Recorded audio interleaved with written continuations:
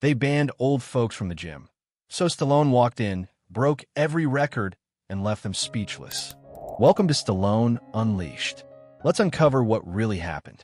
The Evolve Fitness Emporium was aggressively modern, a temple to perpetual youth and sculpted physiques.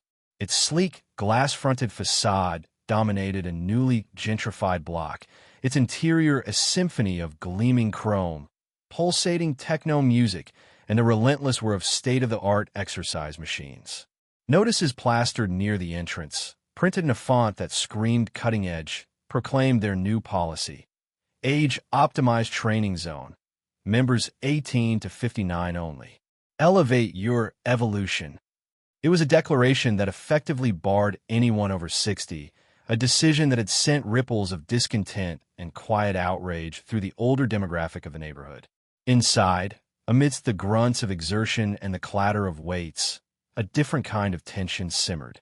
Silas, a man whose age was etched in the thoughtful lines of his face rather than any membership card, sat on a low bench near the smoothie bar, ostensibly waiting for a consultation he had no intention of keeping.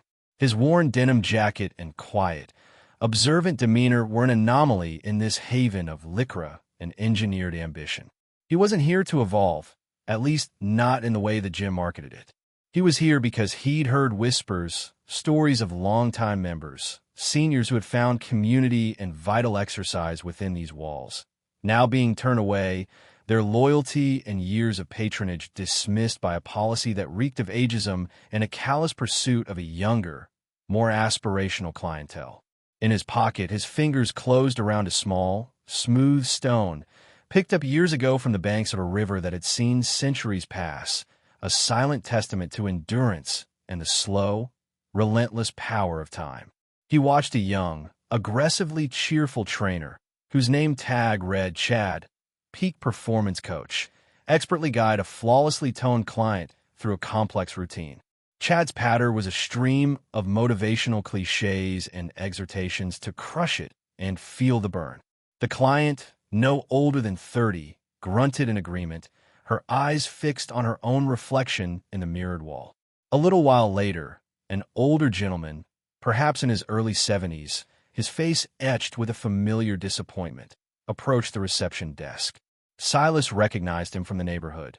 Mr. Henderson, a retired schoolteacher who used to walk to the gym every morning, rain or shine.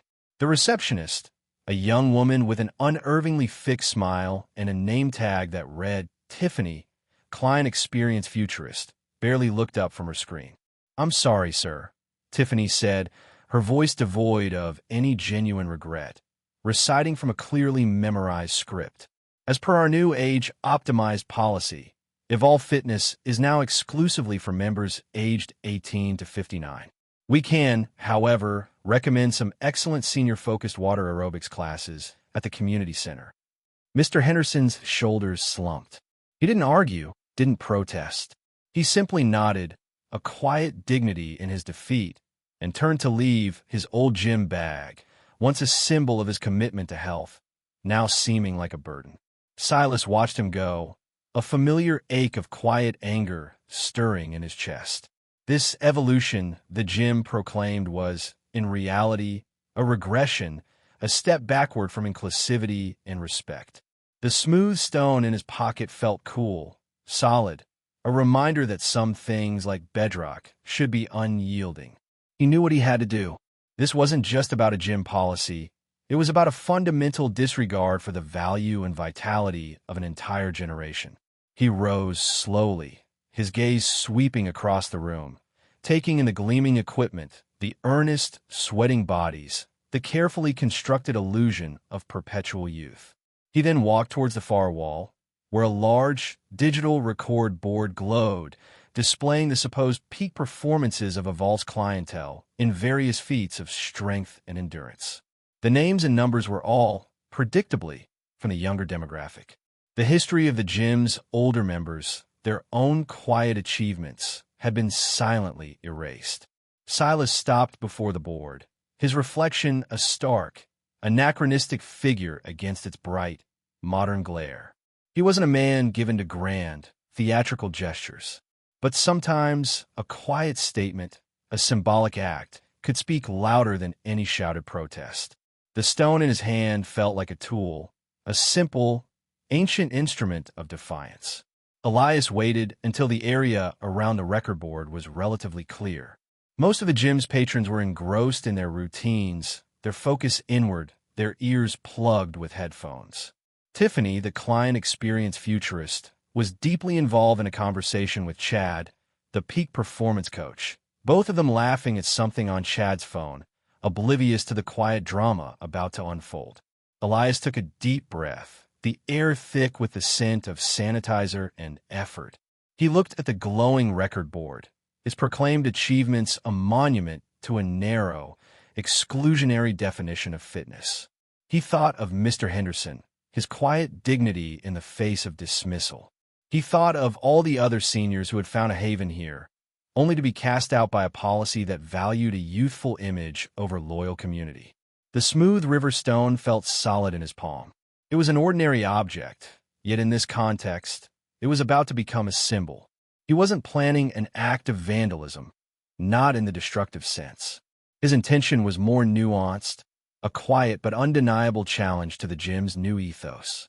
He walked closer to the board, his reflection staring back at him. A man whose strength was not measured in pounds lifted or minutes on a treadmill, but in the quiet endurance of his spirit, the unwavering clarity of his moral compass. He noticed a small, rarely used service panel at the base of the digital display, a place where an emergency shutoff or a reset button might be located. It was secured by a simple latch. With a deft, almost imperceptible movement, learned from years of working with his hands, of understanding how things were put together, he unfastened the latch. He didn't open the panel fully, just enough to create a slight, almost invisible gap. Then, he took the river stone from his pocket. It was about the size of a small bird's egg, its surface worn smooth by centuries of current. He didn't throw it. He didn't intend to break the screen. Instead, with a precision that belied his age, he gently, carefully, wedged the stone into the slight gap he had created in the service panel, just behind the main circuitry of the display. It was a subtle act, almost an act of sabotage by stealth. The immediate effect was nothing. The board continued to glow, its numbers and names proclaiming their fleeting glories. Elias stepped back, his expression unreadable. He then walked over to a nearby leg press machine, one that seemed to be momentarily unused. He sat down, not to exercise, but to wait, to observe. He picked up a discarded fitness magazine, its glossy pages filled with images of sculpted bodies and articles promising miraculous transformations. He appeared to be absorbed in its contents, just another patron in the bustling gym. But his senses were alert, attuned to the slightest change in the atmosphere. He knew that the stone, small as it was, placed just so, would eventually create a pressure point, a subtle interference with the delicate electronics within the record board. It might take minutes, it might take an hour, but it would happen. It was a quiet protest, a geological time bomb of dissent, set to disrupt the gym's narrative of age-optimized perfection. He turned a page in the magazine, his outward demeanor one of calm detachment, while inwardly a quiet resolve hummed. The stone was in place. The message, in its own silent way, was about to be delivered. The gym thrummed on, a hive of focused exertion. Elias sat patiently, the fitness magazine a prop in his hand, his eyes occasionally scanning the room, then returning to the glowing record board. He was a master of waiting, a skill honed over a lifetime of patient observation and deliberate action. He knew that some forces, like the river that had shaped the stone in his pocket, worked slowly, almost imperceptibly, but their effects were inevitable, undeniable. About 20 minutes later, it began. A flicker, so quick, so subtle, that anyone not watching closely would have missed it. The record board, for a fraction of a second, seemed to stutter, its bright, confident numbers momentarily wavering. Elias noted it, his expression unchanging. A few minutes later, another flicker, this time more pronounced. One of the names on the board, Chad, bench press king, briefly dissolved into a scramble of pixels before reforming. Chad himself, currently demonstrating a bicep curl with theatrical grunts to an admiring onlooker, noticed nothing. But Tiffany, at the reception desk, frowned, her gaze drawn to the erratic display. She tapped a few keys on her console, assuming a minor software glitch. The board stabilized, then flickered again, more insistently now. The fastest 5K. Ashley. Record began to blink erratically, the numbers morphing into strange, unreadable symbols. A low murmur started to spread amongst the patrons nearest the board. Heads turned. Workouts paused. The steady rhythm of the gym was subtly disrupted. Elias continued to feign interest in his magazine, but a faint, almost imperceptible smile touched his lips. The River Stone was doing its work. Tiffany was now looking genuinely concerned. She made a call, her voice a hushed, urgent whisper. Chad, his demonstration forgotten, strode over to the board, his brow furrowed in annoyance. He banged the side of the display with his fist, a classic, if ineffective, troubleshooting technique. The board responded by going completely blank for a terrifying second, then erupting into a chaotic cascade of multicolored static, like a dying television set from a bygone era. A collective gasp went up from the onlookers. The music, which had been pumping relentlessly, seemed to falter, as if the gym's central nervous system was experiencing a sympathetic seizure. "What in the—" Chad exclaimed, staring at the now useless display. Tiffany rushed over, her face a mask of panic. "I don't understand. It was working perfectly fine." The record board, the gleaming centerpiece of Evolve Fitness Emporium's commitment to peak performance, the digital monument to its youthful champions, was now a meaningless, chaotic scramble of light and noise. It was, in its own way, a perfect metaphor for the gym's flawed, exclusionary ethos, a bright, shiny facade that, under the slightest pressure from an inconvenient truth, had collapsed into incoherence. Elias slowly lowered his magazine. He watched as Chad and Tiffany frantically tried to reset the board, their efforts only making the display more erratic, more comically dysfunctional. Other staff members gathered, their expressions a mixture of confusion and dismay. The gym, for the first time since Elias had entered, was almost silent, the only sounds the crackling static from the dying record board and the hushed, anxious whispers of the staff. Mr. Henderson, the retired schoolteacher, would have appreciated this, Elias thought. The quiet, dignified protest of a simple River Stone, speaking truth to power in a language the gym's age-optimized policy could not ignore. The message was clear, even if unspoken. Some records are not meant to be broken by a younger generation, but by the enduring weight of time, experience, and a wisdom that cannot be measured in pounds or seconds. The chaos around the record board escalated. Chad, in a fit of frustration, tried unplugging it and plugging it back in, a maneuver that only resulted in a loud, unsettling ZZT sound and a puff of acrid smoke from the back of the unit. Tiffany wrung her hands, muttering about calling the tech support company, about how Mr. Sterling, the gym owner, was going to be furious. The patrons, their workouts forgotten, had formed a loose semicircle, watching the meltdown with a mixture of amusement, annoyance, and a dawning sense of schadenfreude. This temple of perfection was proving to be remarkably, hilariously imperfect. Elias, deciding his work here was done, quietly rose from the leg press machine and began to walk towards the exit. He moved with his usual unhurried gait, drawing no attention to himself. He had planted the seed of disruption. Now, it was up to the gym's own internal dynamics to determine how it would grow. As he passed the reception desk, he saw Tiffany on the phone, her voice high-pitched with panic. "Yes, Mr. Sterling. The main record board. It's completely malfunctioned. No, I don't know why. It just died." Elias allowed himself another faint, internal smile. The River Stone, a silent, ancient witness to the slow erosion of mountains, had proven surprisingly effective against the fragile technology of modern vanity. He reached the gym's imposing glass doors just as a harried-looking maintenance man arrived, tool belt jangling, clearly summoned to deal with the crisis. Elias stepped out into the crisp afternoon air, leaving the internal chaos of Evolve Fitness Emporium behind him. He didn't look back. He walked down the street, the sounds of the city a welcome change from the artificial clamor of the gym. He found a quiet park bench and sat down, taking the river stone from his pocket. He turned it over in his fingers, its smooth, cool surface a familiar comfort. It was a simple object, yet it had spoken a powerful truth today. It had, in its own small way, challenged an unjust policy, disrupted a narrative of exclusion, and perhaps, just perhaps, planted a seed of doubt in the minds of those who believed that youth and vigor were the only measures of worth. He thought of Mr. Henderson and the other seniors who had been turned away. He hoped that news of the record board's demise would reach them, perhaps bringing a small, ironic smile to their faces. It wasn't a victory in any grand sense, but it was a disruption, a crack in the polished facade of ageism. Later that afternoon, Elias walked past the gym again. A large out-of-order sign was now taped across the blank screen of the record board.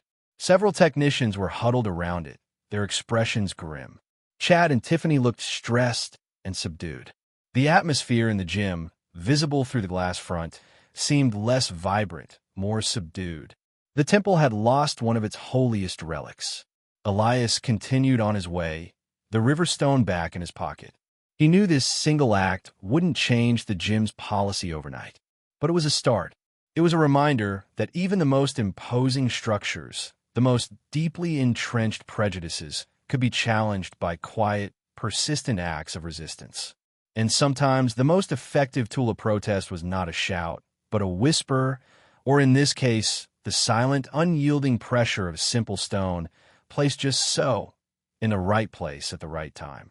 The river, after all, had taught him that even the hardest rock eventually yields to the patient, persistent current.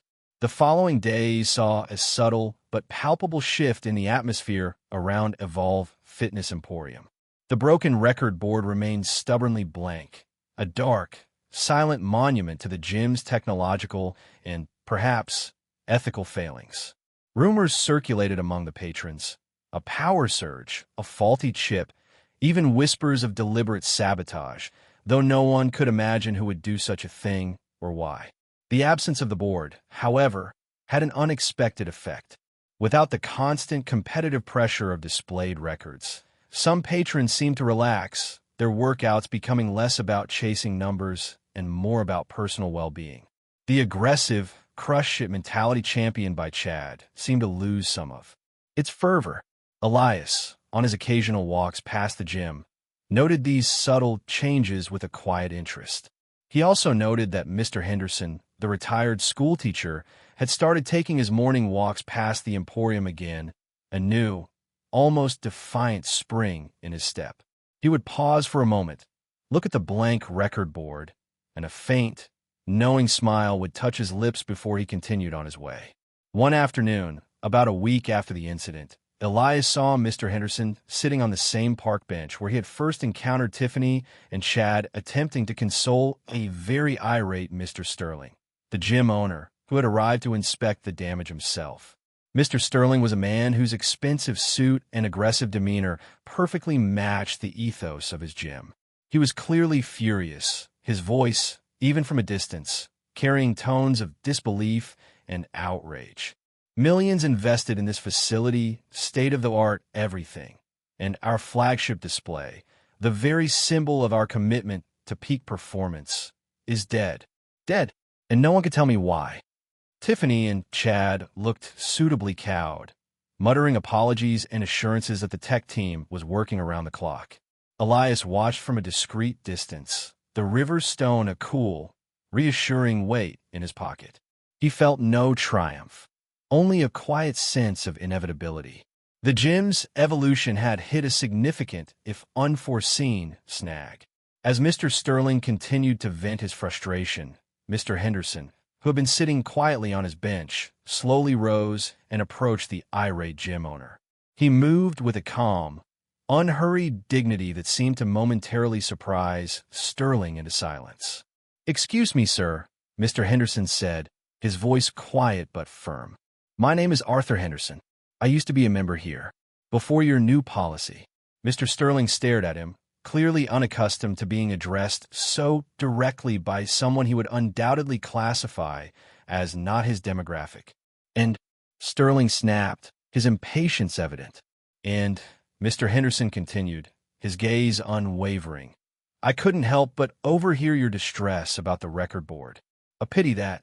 It was quite impressive.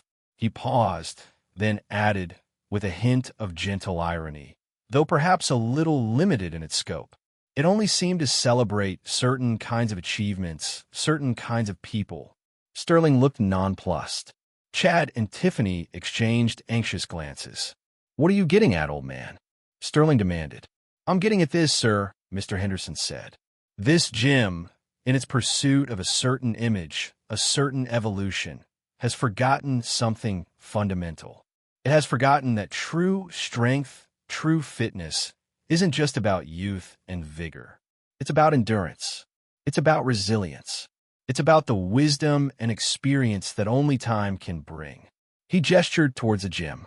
You've built a temple to the young, but you've cast out the elders, the ones who could teach your young members about a different kind of strength, a different kind of record. The record of a life well lived, of challenges overcome, of a spirit that refuses to be broken by age or adversity. Mr. Sterling was for once speechless. He stared at Mr. Henderson, this quiet, unassuming old man who spoke with such unexpected eloquence and conviction. Elias, watching from his bench, felt a surge of admiration for Mr. Henderson. The seed of defiance that Elias had planted had clearly taken root and was now blooming in the most unexpected of ways. Mr. Sterling, the owner of Evolve Fitness Emporium, continued to stare at Arthur Henderson, a mixture of disbelief and dawning, uncomfortable comprehension on his face. He was a man accustomed to being in control, to dictating terms, to having his vision implemented without question. This quiet, articulate challenge from an elderly man he had effectively barred from his establishment was a new and clearly unsettling experience. Are you suggesting, Sterling finally managed, his voice losing some of its earlier bluster, that my business model is flawed? I am suggesting, sir, Mr. Henderson replied, his tone respectful but firm, that any model that excludes and devalues an entire segment of the population based solely on their age is not just flawed, it is short-sighted. It is a denial of the richness and diversity of human experience. He paused, then continued. You see, Mr. Sterling, the records on that board, they were about fleeting achievements. A faster run, a heavier lift. Impressive, perhaps, in their own way. But what about the records that aren't so easily displayed? The record of a man who raised a family, built a career, served his community, and still finds the strength to get up every morning and face the day with dignity, despite the aches and pains, despite the losses and disappointments that inevitably come with a long life. Chad and Tiffany, who had been standing by silently, now exchanged uneasy glances. Mr. Henderson's words seemed to resonate with a truth they hadn't considered, or perhaps had chosen to ignore. Those are the records that truly matter, Mr. Sterling, Henderson said. Those are the achievements that build character, that forge true resilience. And those are the records that your age-optimized training zone has chosen to erase, to deem irrelevant. He gestured towards the blank, silent record board. Perhaps its malfunction is not a technical glitch, sir. Perhaps it is a message, a reminder that true evolution is not about discarding the old in favor of the new, but about integrating wisdom and experience with youth and vitality. It's about creating a community where all ages, all abilities are valued and respected. The parquet was quiet, save for the distant sounds of the city. Mr. Sterling looked from Mr. Henderson to the broken record board, then back to Mr. Henderson. The anger had drained from his face, replaced by a thoughtful, almost troubled expression. He was a businessman, a pragmatist. But he was also, perhaps, a man capable of recognizing a fundamental truth when it was presented to him with such quiet, unassailable clarity. Elias, still observing from his bench, felt a profound sense of hope. Mr. Henderson, with his gentle words and his unwavering dignity, had achieved more than Elias's subtle act of sabotage ever could. He had appealed not to fear or frustration, but to reason, to conscience. He had offered not a complaint, but a profound insight. The river stone in Elias's pocket felt like a silent amen. It had started a disruption, but it was Mr. Henderson who was now shaping that disruption into an opportunity for genuine change, for a true evolution of understanding. The conversation was no longer about a broken piece of equipment. It was about a broken philosophy and the possibility of mending it. Mr. Sterling remained silent for a long moment, his gaze fixed on Arthur Henderson. The usual indicators of his authority, the expensive suit, the impatient tapping of his foot, the dismissive wave of his hand, were all absent.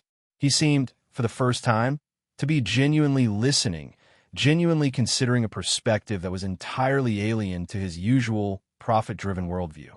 "So, what are you proposing, Mr. Henderson?" Sterling finally asked, his voice subdued, almost hesitant.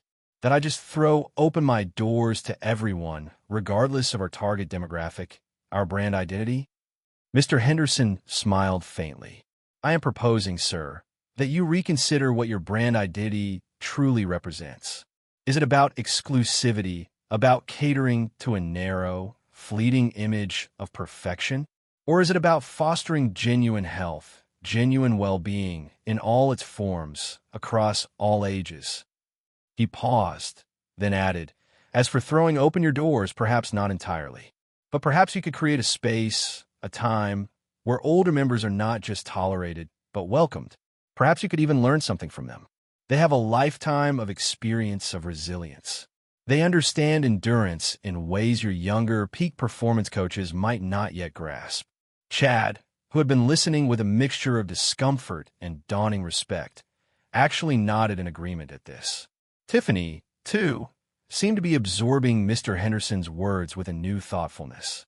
"Imagine, Mr. Sterling," Henderson continued, his voice gaining a quiet passion, "a gym where a young athlete could learn about discipline not just from a trainer, but from a veteran who has known true hardship. A place where a young mother, struggling to find time for herself, could find encouragement from an older woman who has navigated the challenges of family and self-care for decades. That would be a truly evolved fitness emporium, wouldn't it? A place that strengthens not just bodies, but communities." Mr. Sterling ran a hand through his perfectly styled hair, a gesture of uncharacteristic uncertainty. He looked at the blank record board, then at Chad and Tiffany, then back at Mr. Henderson. The carefully constructed edifice of his business philosophy seemed to be crumbling around him, challenged not by a corporate rival or a market downer, but by the quiet, irrefutable wisdom of an old man on a park bench. This new policy, Sterling mused, almost to himself, it was supposed to be innovative, cutting edge, a way to differentiate ourselves in a crowded market. "Innovation, sir," Mr. Henderson said gently, "is not always about discarding the past. Sometimes the most profound innovations come from rediscovering timeless truths. The truth that every individual has worth. The truth that community is built on inclusion, not exclusion. The truth that true strength is found not in isolation, but in connection." Elias, listening from his vantage point, felt a quiet surge of admiration. Mr. Henderson was a natural teacher, his words a masterclass in gentle persuasion, in appealing to the better angels of another's nature. He wasn't demanding or accusing. He was simply offering a different vision, a more humane, more inclusive path forward. The choice, Elias knew, still rested with Mr. Sterling. But the ground had undeniably shifted. The conversation, sparked by a broken record board and a quiet act of defiance, had evolved into something far more significant, a dialogue about values, about community, about the very definition of a life well lived. The silence that followed Mr. Henderson's words was filled not with tension, but with a palpable sense of consideration. Mr. Sterling, the architect of the age-optimized training zone, looked genuinely contemplative. He paced a few steps, his gaze distant, as if re-evaluating not just a business policy, but a fundamental aspect of his worldview. Chad and Tiffany watched him, their expressions a mixture of apprehension and a dawning, hesitant hope. Finally, Mr. Sterling stopped his pacing. He looked directly at Mr. Henderson, a new expression on his face. Not exactly agreement, not yet, but a willingness to engage, to explore. "Mr. Henderson," he said, his voice thoughtful, "you've given me a great deal to consider. Your perspective is compelling, and I must admit, not one that had occurred to me or to my marketing team." He gestured towards a gym. "This facility represents a significant investment. Any changes to our core strategy would have to be carefully considered, financially viable." "Of course, sir," Mr. Henderson acknowledged. "I understand that. But perhaps," he added, with a twinkle in his eye, "there is a market for wisdom, for intergenerational connection, that your team has overlooked. Perhaps Evolve Fitness could truly evolve, become a leader not just in cutting-edge equipment, but in cutting-edge community building." Mr. Sterling actually smiled, a genuine, unforced smile that transformed his usually stern features. "You're a persuasive man, Mr. Henderson." He then turned to Chad and Tiffany. "I want you both to sit down with Mr. Henderson. This week, hear his ideas. Explore possibilities. No promises yet, but let's talk about what a truly evolved fitness experience might look like. One that values all our members and potential members, regardless of their birth certificate." Chad and Tiffany, to their credit, looked genuinely enthusiastic. "Yes, Mr. Sterling," Chad said, his earlier arrogance replaced by a new, more thoughtful energy. "I like that very much, sir." "Me too," Tiffany added, her fixed smile now softened by a genuine warmth. Mr. Sterling then turned back to Mr. Henderson. "And as for you, Mr. Henderson," he said, "consider your membership reinstated, effective immediately. And please, accept my personal apology for the way you were treated. It was unacceptable, and it will not happen again." Mr. Henderson's eyes misted over. He reached out and shook Mr. Sterling's offered hand. "Thank you, sir," he said, his voice thick with emotion. That means a great deal." Elias, watching this unexpected resolution unfold, felt a profound sense of satisfaction. It was a victory not just for Mr. Henderson, but for a more inclusive, more compassionate vision of community. The broken record board, the catalyst for this entire drama, now seemed almost irrelevant. A far more significant record had been set today, a record of understanding, of reconciliation, of a willingness to listen and to learn, even across the divides of age and status. Mr. Sterling, it seemed, was capable of evolution after all, and Mr. Henderson, the quiet, dignified schoolteacher, had proven to be a far more effective peak performance coach than Chad could ever hope to be, guiding them all towards a higher, more humane form of fitness. The river stone in Elias's pocket felt like a quiet affirmation, a testament to the enduring power of small, persistent acts of courage. As the impromptu meeting in the parquet concluded, a sense of cautious optimism hung in the air. Mr. Sterling, with a final, respectful nod to Mr. Henderson, returned to the gym, his demeanor noticeably more subdued, more thoughtful than when he had first arrived. Chad and Tiffany lingered for a moment, exchanging a few genuinely friendly words with Mr. Henderson, making arrangements for their upcoming discussion.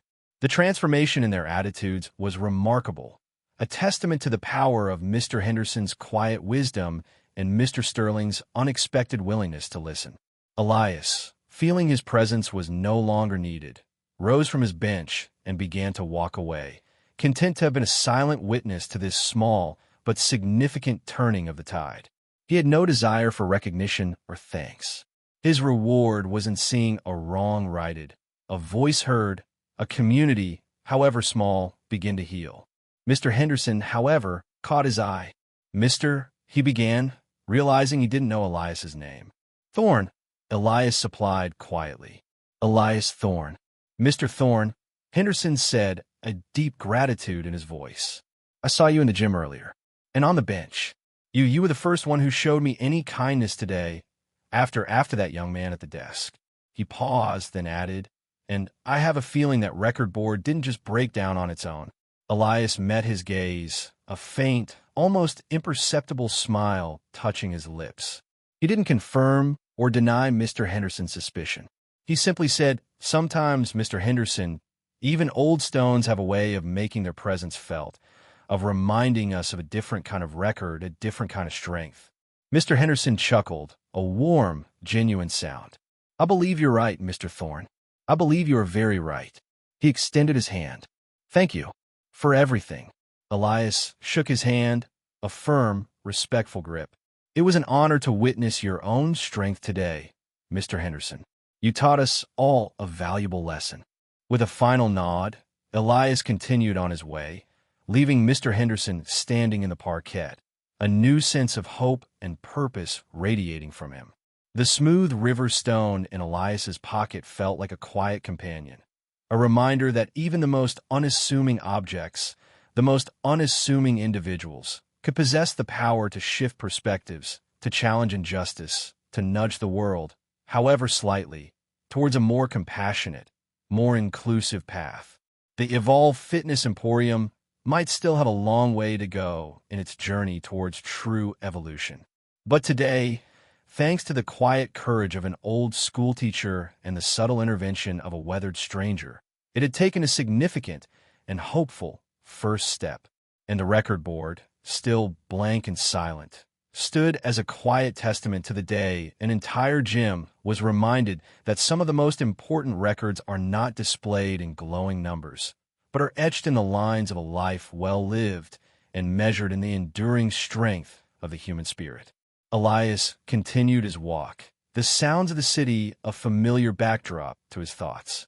The encounter at Evolve Fitness, with its unexpected twists and turns, had been a poignant reminder of the constant, often unseen, struggles for dignity and respect that played out in the everyday lives of ordinary people. He thought of Mr. Henderson, his quiet resilience in the face of ageism and dismissal, his articulate defense of values that transcended mere physical prowess. He thought of Mr. Sterling, the gym owner, initially a symbol of corporate callousness, yet ultimately capable of listening, of learning, of acknowledging a deeper truth. And he thought of the river stone, his unassuming catalyst, a small piece of the ancient earth that had, in its own silent way, spoken volumes.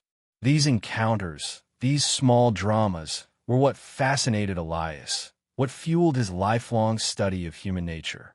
He was not a man of grand pronouncements or public crusades. His interventions were usually quiet, almost invisible, aimed at subtly shifting the balance, at creating a space for empathy and understanding to take root. He knew that the world was full of age-optimized training zones, of systems and philosophies that sought to exclude, to diminish, to devalue those that did not fit a narrow, prescribed mold. But he also knew that it was full of Mr. Hendersons, of individuals whose quiet strength, whose accumulated wisdom, whose unwavering dignity were a constant, powerful rebuke to such exclusionary ideologies. His role, as he saw it, was simply to bear witness, to occasionally offer a gentle nudge, to remind those in positions of power of the human consequences of their decisions, of the quiet voices they might be overlooking. The river stone, now back in his pocket, felt like a talisman, a connection to the enduring elemental forces that shaped both the natural world and the human heart. It was a reminder that true strength was not about resisting change, but about adapting, about weathering the storms, about allowing oneself to be smoothed and shaped by the currents of life, yet retaining one's essential core. As he neared his own quiet neighborhood, he saw a group of children playing in a local park, their laughter echoing in the crisp autumn air. A few older residents sat on nearby benches, watching them with fond, indulgent smiles. It was a scene of simple, intergenerational harmony, a stark contrast to the exclusionary ethos he had encountered earlier at the gym. This, Elias thought, was what true community looked like. Not a curated collection of a target demographic, but a rich, vibrant tapestry of different ages, different experiences, different strengths, all interwoven, all valued. Perhaps, he mused, Evolve Fitness Emporium under the unexpected tutelage of Mr. Henderson and the jolt of a broken record board, was on its way to discovering that profound, yet remarkably simple, truth. And perhaps, just perhaps, the world, one quiet act of courage, one unexpected conversation, one small, smooth riverstone at a time, could also evolve. Elias Thorne, keeper of forgotten stories and quiet champion of the overlooked, certainly hoped so.